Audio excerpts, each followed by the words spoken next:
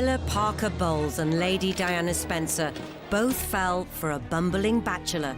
She was probably in love with him before she even got to meet him. It was fairy tale stuff. Each strived to spend as much time as they could with their Prince Charming. She had been with Prince Charles 13 or 14 days in total during the courtship. Apart from when Charles was on official duty, there was no time Camilla and Charles' relationship didn't continue. But with an aching chasm of age, experience and personalities between them, Charles said to her, just keep an eye on Diana and help her along the way, which is what Camilla did. their lives became interwoven throughout 2 tumultuous decades. I can't imagine that Camilla wasn't on Prince Charles's mind as he walked up and down the aisle. Often when it shouldn't. That's having cake and eating it.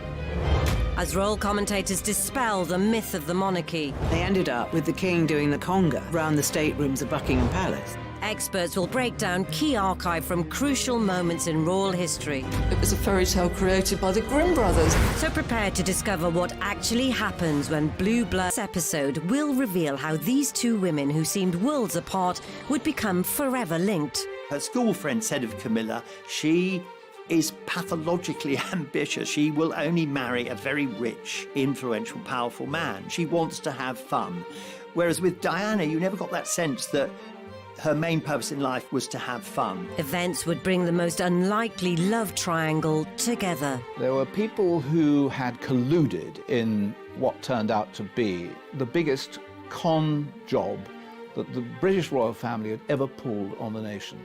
Everybody is emotionally engaged, but then there's this small distance around this one woman, Camilla. She's doing what I call meerkat body language. So you just get this lone woman looking up and just gazing very coldly, assessing her potential rival as she goes up the aisle. And how both women would go on to blow the monarchy wide open.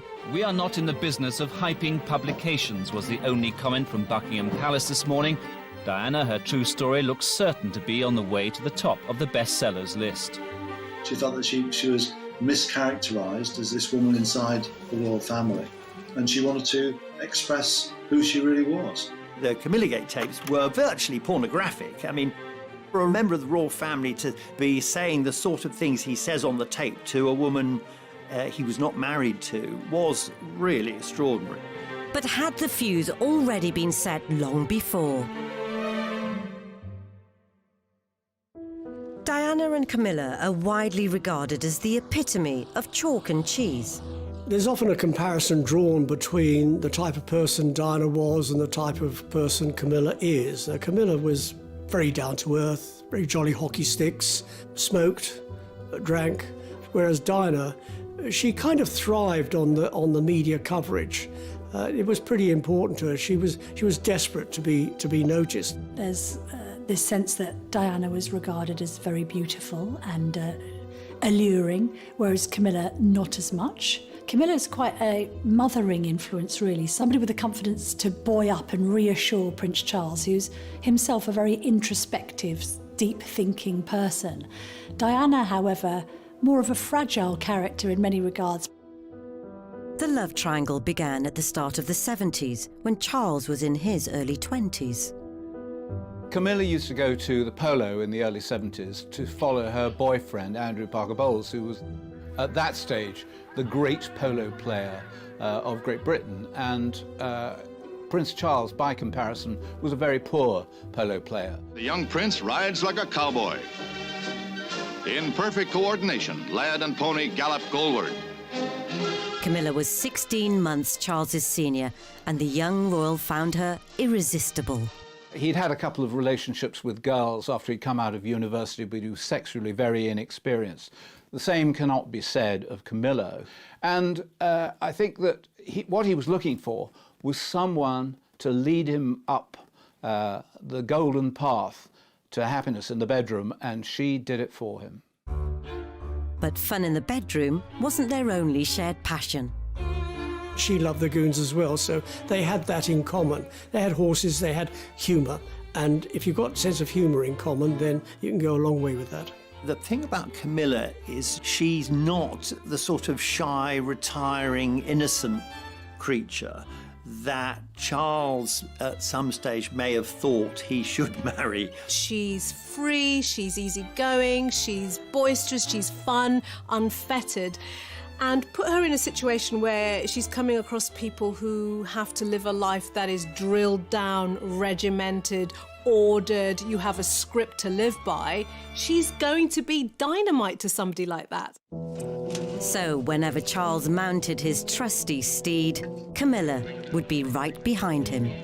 There was a queue of girls who wanted to become Prince Charles's girlfriend, but it was Made an unlikely connection long before this famous snap was taken. The old story is that Camilla went up to Charles and said, "Your great-great-grandfather and my great-grandmother were lovers, so how about it?" So was being a mistress Camilla's destiny?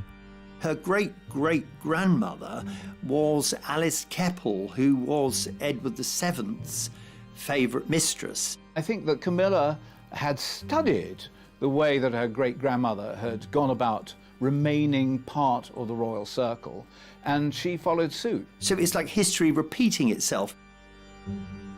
Diana and Charles too had a close family connection, as Charles had romanced Diana's sister, Sarah Spencer.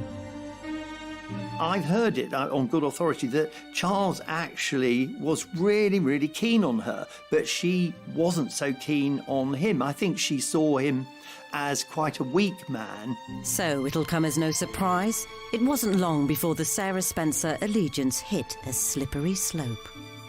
She very famously said whether he was a dustman or the King of England, she wouldn't marry him. It may well be that that Charles moved on, as it were, to Diana because it was a sort of consolation prize. Had an idealised fascination with him. She had posters of him up on her wall. But the relationship between Camilla and Diana would become too close for comfort.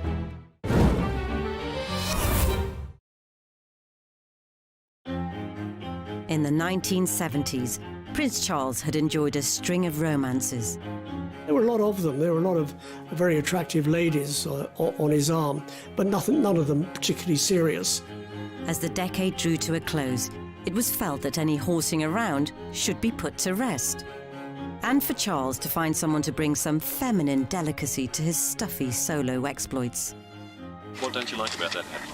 If you move, they bash you on the face. I haven't discovered whether they keep the flies on. I think the Queen Mother and Prince Philip both tried to give him a nudge in the marriage direction and say to him, look, it's probably time now that you settle down. But it was just a question of finding the right bride. He was also being attacked by the British press because he'd promised that by his 30th birthday he'd be married. It was a foolish mistake. He should never have said it. I think Camilla felt, she was a tough woman, but I think she was hurt at that time by the fact, by knowing that the royal family just couldn't accept her because she wasn't young, she wasn't innocent. They were looking for a white, Anglo-Saxon, Protestant, aristocratic virgin, and somebody who would tick all those boxes. Charles fell hook, line and sinker for Camilla from the moment they first went to bed together, but she knew that she could never be a royal wife. By the time he came across Diana, he was getting pretty desperate. But when they had their first proper conversation, it was definitely not a time for flirtation. It was just after the honorary uncle, Lord Mountbatten, had been assassinated by the IRA, and Diana said to him how awful this was and how difficult it must have been for him at the funeral. Once she said that, he was all over her, like to use her phrase, like a bad rash. Lord Mountbatten actually played a very cynical role in Prince Charles's love life. On the one hand, he allowed his house at Broadlands to be used as a base for Charles and Camilla to go to bed together. On the other hand, he was using it as a place where Charles could meet other girls in the hope that sooner or later one of them would stick. And he was determined, if he possibly could, to have a hand in queen-making. It's thought Lord Mountbatten, 7 years previously, was so determined for Charles to stop his affair with Camilla and concentrate on securing a suitable bride, he arranged for him to be posted abroad. Charles had a strong desire to want to get engaged, to want to be with Camilla, and then guess what? He's sent away for 7 months. Now, it's a normal human reaction. If this is someone you're in love with, you're emotionally bonded with, and they're sent away, you're going to want it even more. And I think this is exactly what may have happened with Charles. Whether all strings were being pulled or not, while Charles was at sea, Camilla had married Andrew Parker Bowles, and as they moved into the 80s, the press were promoting a new potential princess. Initially, Diana was portrayed as shy Di. She was very much considered somebody who went around her business with her head bowed, not a particularly extroverted character. In some of the footage, we can see that she's actually doing a complete cut-off gesture, which is that she's completely covering her face with her hands. Now, it made her look haunted and hunted. It implies that she's not enjoying it. And also, I think that was more for Charles, that signalling. That, look, I'm not vying for publicity, I'm not gloating about the fact that I might be the woman of your dreams. And also, I wouldn't mind a little bit of protection and looking after as well. I think she was trying to trigger that part of Charles's psyche that I don't think he ever had. Diana, the moment she burst onto the national scene, was seen as a perfect English rose, and she was seen as the perfect match for Prince Charles. Diana was also a virgin, and it was felt at the time that Charles should be marrying a virgin. The attractive, shy and innocent Diana may have been a suitable match for the firm, but perhaps not for Charles. At this point, Charles was doing what he became so good at. He would have won a medal for it if it was an Olympic sport, which was ignoring Diana. So he'd gone out with her, and he's talking, I think, to Camilla's husband. And we can see Diana, she's just been left alone at that moment, even though he's standing next to her. And I think she does look fed up. Even when we saw her with him, we were seeing her alone. They never pitched up like a double act.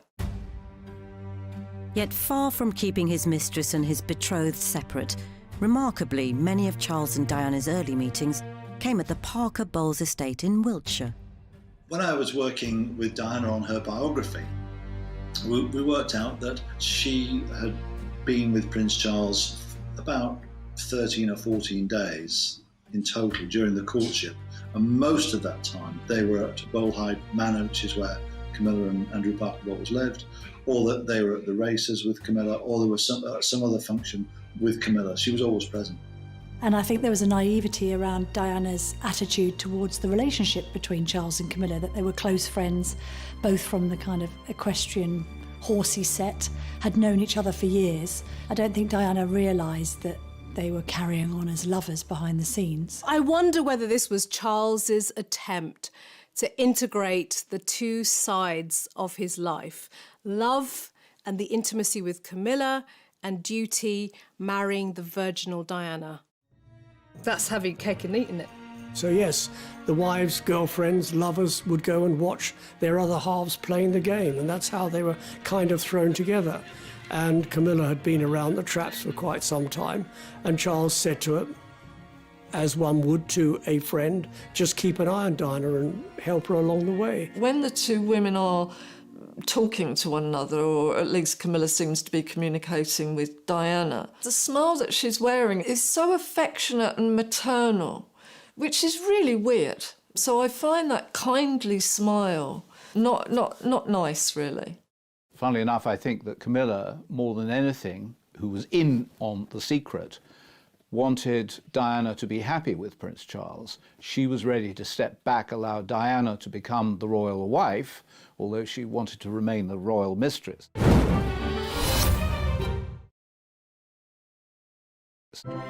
All eyes were on Diana as she attended her first official royal engagement.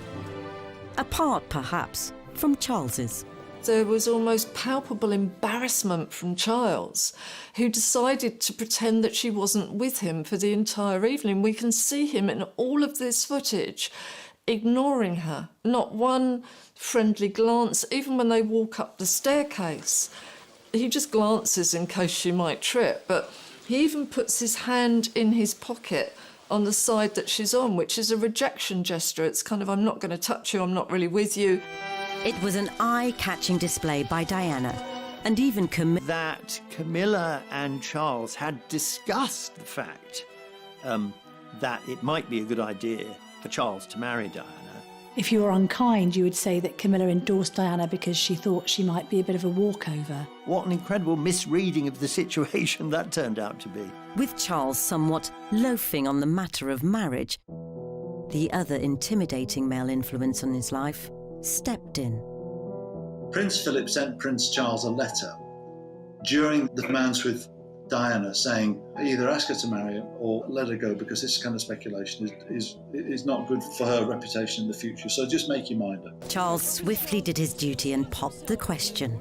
But even this special moment had Camilla's presence lingering all over it. Charles proposed to Diana at the Parker Bowles estate. Whether it was in the vegetable patch or the strawberry patch, I don't think anyone's absolutely sure.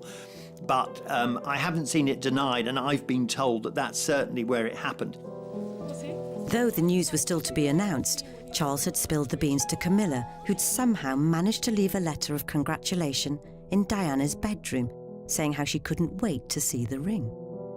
Notes on pillows have to be convened by one of two people, either Prince Charles himself from Camilla or one of their closest aides. But second of all, I think the idea that Camilla had knowledge of this intimate moment ahead of anyone else must have served as a wake-up call to the fact that Charles was clearly treating Camilla as the ultimate confidant. She later complained about it and said that Camilla knew more about her movements and activities than she, Diana, knew herself. Quite clear what Camilla was doing when she put a letter on Diana's pillow. It was to find out what the lie of the land was like and how could she still see Prince Charles. It speaks volumes about the extent to which she is a woman who can control situations, who wants to control situations. And for Charles, that's the great appeal. Diana, she wasn't a woman of the world. She hadn't had any boyfriends, but that is about the sum total of her 19 years. And then all of a sudden she becomes engaged to Charles. In the obligatory interview that followed, Charles was hardly selling the notion he was smitten. At what point did you decide that this was the right lady for you? I mean, well, gradually. He was groaning and moaning and it was a gradual process, and for her it was instant. You know, she saw this man, she knew who he was, she was probably in love with him before she even got to meet him. It was fairy tale stuff. She was playing up to the cameras, she knew what her script was, she was ready to say, I am in love with this man and it's all going to be wonderful. But he, unfortunately, a man of some conscience, was thinking, Camilla's watching this. And did Charles's attempt to be tactile further betray his inner thoughts? It looked incredibly romantic in a way, but, you know, try it on yourself. Who strokes a finger downwards? It's not nice. It doesn't feel nice. It's not a reassuring gesture. It's almost a gesture of somebody who's never touched anybody else. You'd go sideways or you'd go from the knuckle up to the fingertip, not the other way. So even that must have felt quite weird for her, I'm afraid.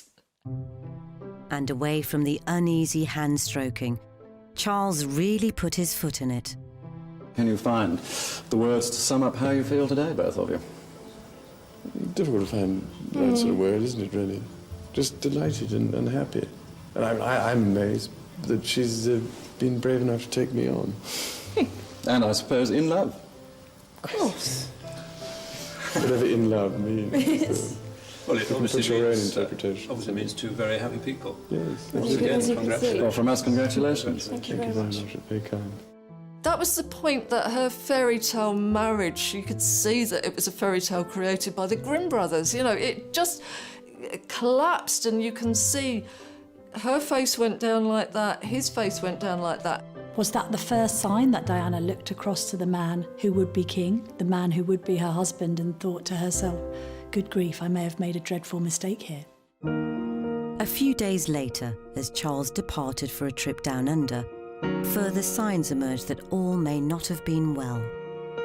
There's footage showing Diana crying as Prince Charles leaves for a tour of Australia, and people think it's because she's miserable that he's going away. Part of that was true, but also it was the fact that when she entered the waiting room at the airport, he's on the phone to Camilla, and she thinks, I'll just leave them to it. But by then, she's realising that this relationship is far more complicated and far more sincere. Kay was awash with excitement about the upcoming marriage of Prince Charles and Lady Diana Spencer. Why have you come here today? To try and get a glimpse of Diana and Charles. The nation was certainly gripped by wedding fever in the lead up to Charles and Diana's wedding, not least because it had followed the so-called Winter of Discontent. So to have something to celebrate at last in 1981, and also the making of this fairy tale with a proper fairy tale bride. But two people perhaps weren't in such high spirits, as Camilla strived to ascertain where she stood. Camilla and her other friends were assessing Diana, and Camilla is very intrigued to know whether Diana is going to hunt. And she says, no, she's not. And so Camilla was relieved about that. And that really was the fact that it meant that she still had an avenue to see Prince Charles on a regular basis. Meanwhile, Diana's suspicions of Camilla were also on the rise. I think that Diana was feeling a bit tender and a bit sore and a bit neglected as well by Prince Charles because he was busy doing royal engagements. And then she comes across this bracelet that he ordered for Camilla. The discovery of the GF bracelet raised a lot of questions in Diana's mind. I think there was a sense that she knew automatically that it was for Camilla, found on Charles's assistant's desk as a present, really, a farewell present, if you like. But what did the GF stand for? Did it stand for Girl Friday, which suggested an intimate relationship between Charles and Camilla? Some say it might have stood for their nicknames for each other, Fred and Gladys, although it was never confirmed what the initials meant. I think for Diana, what it may have triggered was an earlier wound about abandonment. I mean, this is a girl who would have experienced her own parents' divorce. This is a person who was sent off to boarding school when she was little. A lot of separation anxiety, a lot of abandonment issues may have been re-triggered in that because she would have felt, here I am on the outside looking in. I'm not part of this relationship. Something is going on and I don't feel loved in this particular situation. The battle over the bracelet made Diana consider pulling out of the wedding. She said to her sisters, I just can't go through with this. And they said to her very famously now, too late Dutch, which is their nickname for her, your face is on the tea towels now, so you can't chicken out. Curiously, at the same moment, Charles was saying to Camilla, I can't go through with this. Both of them realised it was a mistake. And Diana, particularly because she was young, because she was volatile, was taking it worse than Charles was. But outwardly, at least, they needed to try and keep up appearances. I had tea with them 2 days before the wedding, just the three of us, and they seemed besotted with each other. If Diana looked downbeat on the commemorative towel, she'd be positively fuming at what happened next. Apart from when Charles was on official duties, there was no time during which Camilla and Charles' relationship didn't continue. And I would go so far as to say right up to Charles's wedding to Diana. As proceedings got underway, one half of the wedding party were supremely relaxed. Having been the crusty old bachelor, he hadn't been very interesting to either the press or the public, or very popular, until he decided to get married.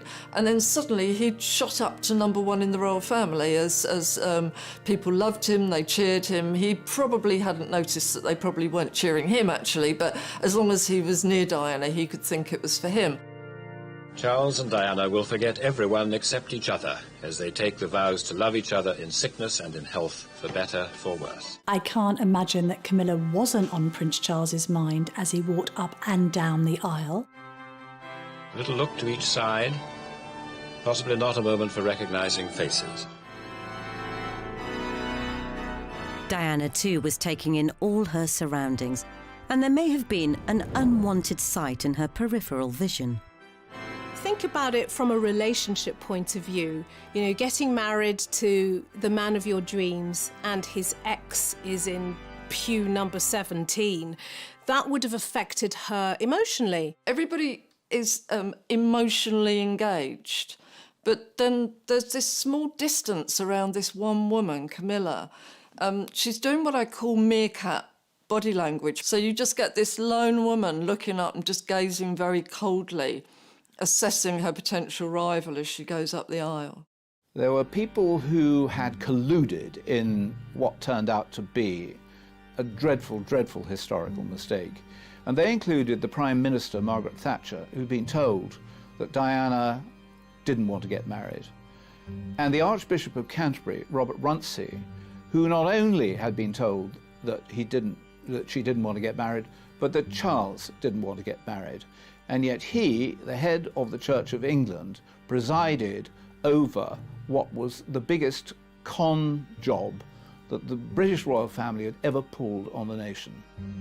As they traipsed back down the aisle, now man and wife, the congregation scanning continued, with Charles slowly walking into a future without his mistress, or so we all thought. So having initially been optimistic about Charles shaking her off because they now were married and wanted to start a family, I think Diana quickly realised that she'd been rather naive in that assumption. For her part, Camilla did her best not to become unwanted baggage. From the outside, it's certainly true that Camilla didn't appear with Charles. She gave them a chance, or she appeared to give them a chance. And I think that would have been really tougher. She looks a bit of a lost soul at the wedding. She even made way for Diana as Charles's #1 polo fan. 2 years ago, the princess couldn't stand polo, but today she didn't seem to mind.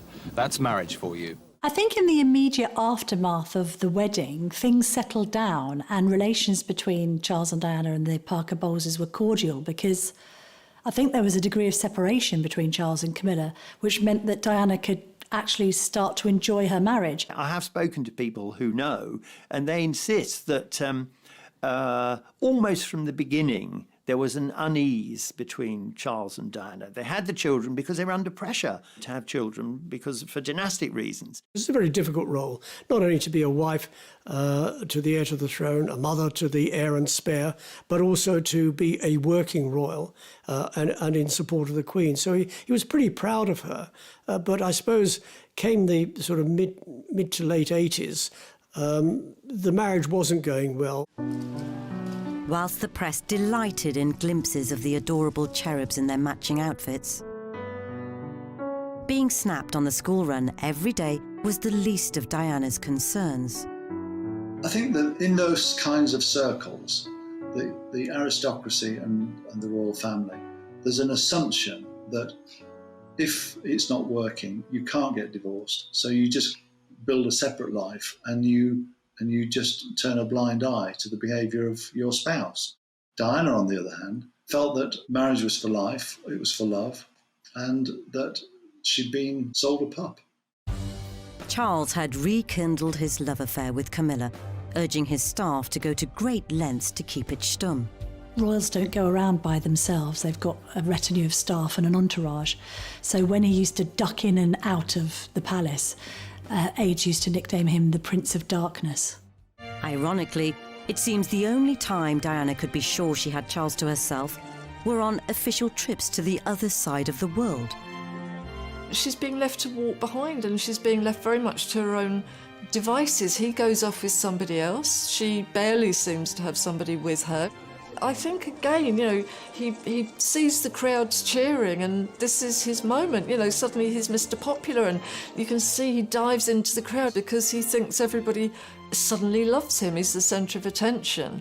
And Diana's just the sort of, the dessert. As much as Diana tried to block relations with Camilla, it was all in vain. I think it would have been incredibly difficult, as the relationship came under increasing strain, to put on quite the performance for the public, the cameras, the world media, and say, hey, we're a united front and a happy couple, when you know that inside there were probably resentments, arguments, anger, feelings of betrayal just boiling under the surface, and at times we have seen those things burst forth.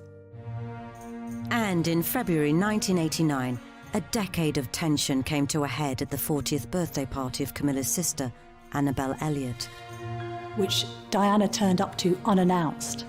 And I think she managed to corral Camilla into a room. And they have this rather terse interchange, during which time Diana says, "Leave my husband alone," and Camilla says words to the effect, "Well, you've got two lovely children. Why can't I have him?" Diana seemed to have been transformed from this shy teenager into a woman who was, I mean, paradoxically, a bit more like Camilla. She was tougher, and she decided she didn't want to put up with this anymore. She wasn't going to be the complacent wife. 1989 brought further humiliation as Camilla and Charles were pictured together in Turkey. Charles, throughout this, has made the mistake of believing that he, as Prince of Wales, could do more or less what he wanted to do, and that if he wanted to have a mistress, then so be it. But behind the vacant stairs, Diana had been secretly plotting with biographer Andrew Morton to get her story out. "We are not in the business of hyping publications," was the only comment from Buckingham Palace this morning. Diana, her true story, looks certain to be on the way to the top of the bestsellers list. She felt that she was mischaracterised as this woman inside the royal family, and she wanted to express who she really was. The book would be like a grenade thrown into the heart of the monarchy. But was this Diana's way of dishing the dirt first, having foreknowledge she was soon to be caught in her own scandal? Her motivation, I think, was to get her retaliation in first, was to articulate her story before Prince Charles did. Squidgygate were conversations, intimate conversations that were recorded between Princess Diana and James Gilbey, a very close friend, perhaps more than a friend, just discussing the difficulties that she was suffering in her life and her unhappiness. This added a new dimension. It suggested that perhaps Prince Charles wasn't the only one misbehaving in his marriage. And Camilla made a rare public statement, sympathising with the troubled couple. It was reported that she had acted in total ignorance of news of the breakdown of Charles and Diana's marriage and said that she knew no more than the average person on the street. Although, of course, that was later proved to be complete and utter nonsense. That proof came in the form of her own phone tape scandal, of salacious sweet nothings with the heir. The Camilla Gate tapes were virtually pornographic. I mean, for a member of the royal family to be saying the sort of things he says on the tape to a woman he was not married to was really extraordinary. The transcript of the alleged sexy talk first appeared in the Rupert Murdoch-owned Australian New Idea magazine, though the UK papers were unusually reticent to go full guns blazing with the scoop. We have taken the decision today not to publish the full transcript of the Camilla Gate tapes. A Murdoch-backed paper were the ones to finally break rank. It was only a matter of time before the tabloids printed what's been circulating in private for days, the full transcript of an alleged conversation between the Prince of Wales and Camilla Parker Bowles. And now, everyone in the UK could collectively squirm at the juicy details. There's a moment in the tape where Camilla turns around and says, "Well, I've never done anything in my life." And he says something along the lines of, "Well, you have done something, you've loved me." As if that's enough to make Camilla's life complete. For Camilla, she would have gone from having a discreet, private relationship with Charles out of the headlines, below the radar, to suddenly being in the heat of the spotlight. And then, of course, there's the tampon moment, which will go down in history as one of the royals' most embarrassing moments. This idea that Charles... Princess Diana might have been a young and naive girl when she entered the royal family. But by the time she left it, the whole institution wondered what to do next. The War of the Waleses had been a bitter battle. After Charles and Diana both aired their dirty laundry so publicly, the Queen stepped in to push the divorce proceedings. The effect of the War of the Waleses on Camilla was catastrophic because it cast her as the Scarlet Woman. She really was regarded as the lowest of the low at that point. Camilla's love for Charles must have been such that she was able to stand by her man. She must also be incredibly emotionally resilient to cope with being thrust into the spotlight as the mistress, as the bad guy in this story. And I think it's testament to her character that she was able to withstand that. So, the woman with a love of hunting had become the hunted. With the media dispatched to a remote corner of Wiltshire, to the annoyance of Andrew Parker Bowles and a defiantly gesticulating Camilla. She was in great distress. The one thing you can say about Camilla is that she has an amazing backbone and that she was always going to be able to survive in a way that fragile Diana found it much more difficult to survive. But at that time, suddenly, Camilla became the victim, not Diana. And I think very wisely during the War of the Waleses, she realised that no good could possibly come of her trying to explain her position. The Parker Bowles' marriage was also left in tatters. They divorced in 1995, saying they no longer had anything in common. The spotlight which suddenly shone upon Charles and Camilla, you would think would put an end to the relationship, that frightened they would run away from it, that Charles would realise that his duty was to stay with his wife, Diana. In fact, what it did was it forged the bond between them and made their relationship that much stronger. By late August 1996, Charles and Diana had divorced. And the now officially unburdened heir began campaigning to turn the public perception of Camilla around. There are a number of strategic errors made by both Charles and his supporting team during the following years. And something, I think, which the Queen felt very uncomfortable about. I think that she thought that it would be much better if they maintained separate lives, separate houses, of course continue their relationship. She understood that relationship, but I think she wanted nothing that was going to rock the royal boat.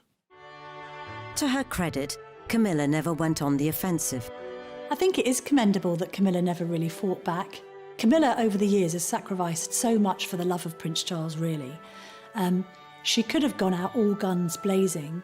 She decided to take a step back and just accept her fate. Meanwhile, Diana had started dating Dodi Al-Fayed. As the Camilla charm offensive seemed to be softening the public perception, if perhaps not gaining universal acclaim. Would you be happy one day for Camilla to be Queen? No, I wouldn't. Do you think Camilla should be Queen one day? No, I think that's going too far. 2 months later, tragedy struck. Just to confirm the news that Diana, Princess of Wales, has died in a car accident in Paris, which also killed her companion, Dodi Fayed.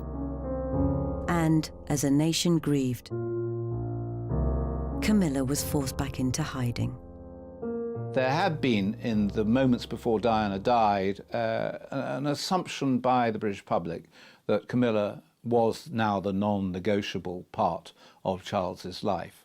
But the moment that Diana died, she suddenly became, again, public enemy number one.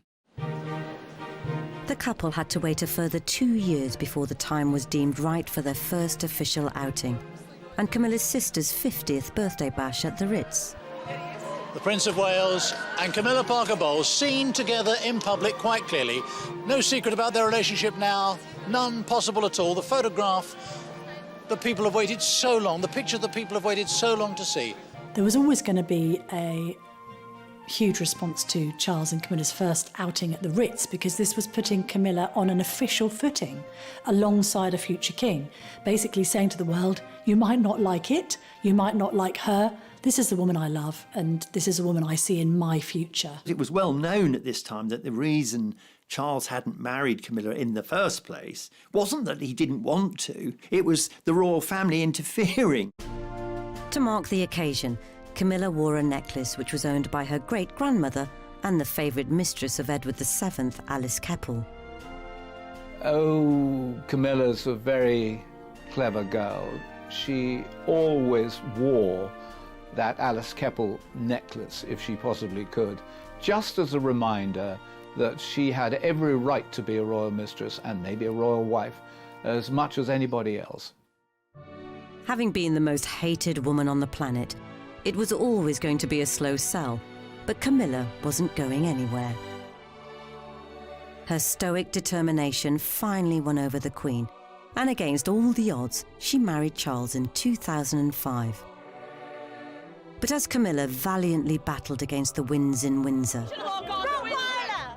a nasty storm was kicking up outside Kensington Palace. I disapprove of this marriage today. I disapprove of the way Charles and Camilla treated Diana. It was despicable. Fortunately for Camilla, the naysayers' bark didn't have too much bite, and over the last 15 years, she's become part of the establishment in her own right.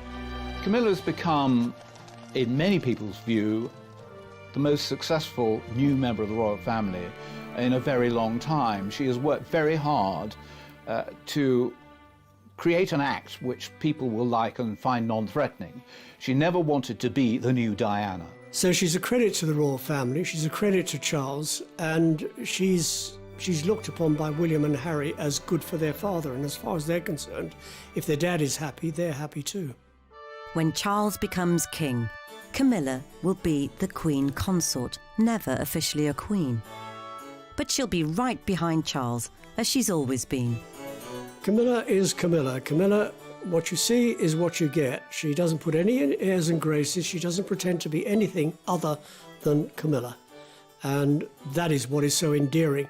In a way, she's taken a leaf out of the Queen's book. She's never complained, she's never explained, and she's just got on with it. She's kept calm and carried on.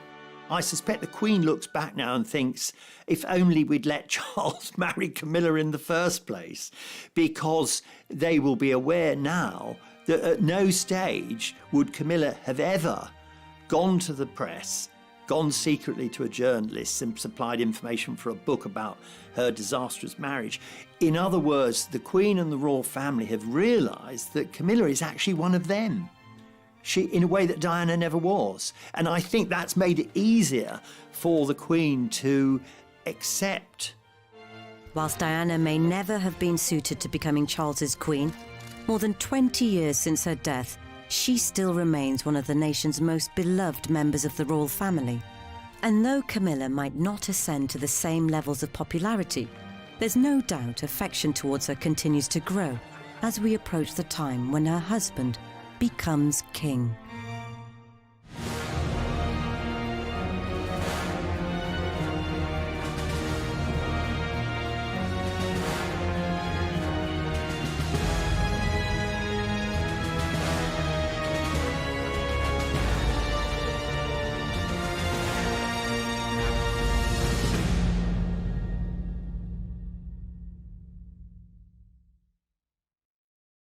Really extraordinary.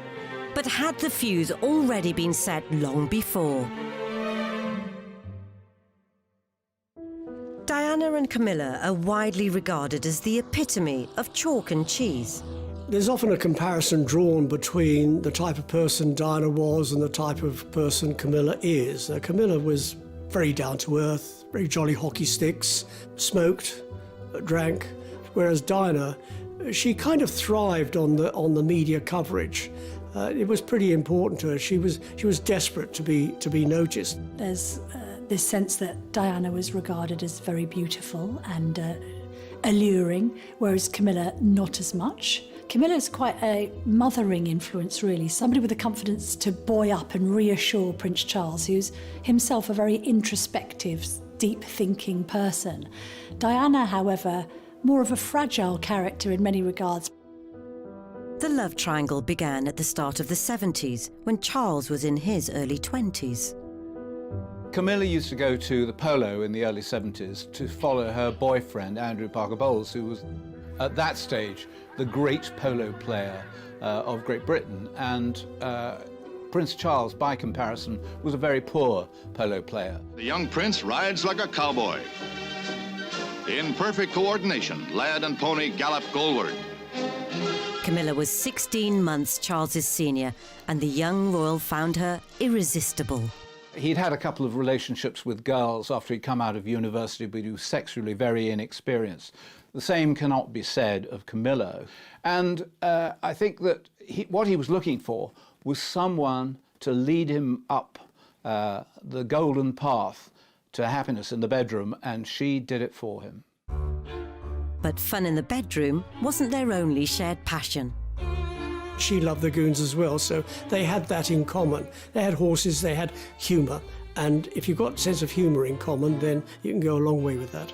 The thing about Camilla is she's not the sort of shy, retiring, innocent creature that Charles at some stage may have thought he should marry. She's free, she's easygoing, she's boisterous, she's fun, unfettered. And put her in a situation where she's coming across people who have to live a life that is drilled down, regimented, ordered, you have a script to live by. She's going to be dynamite to somebody like that. So whenever Charles mounted his trusty steed, Camilla would be right behind him. There was a queue of girls who wanted to become Prince Charles's girlfriend, but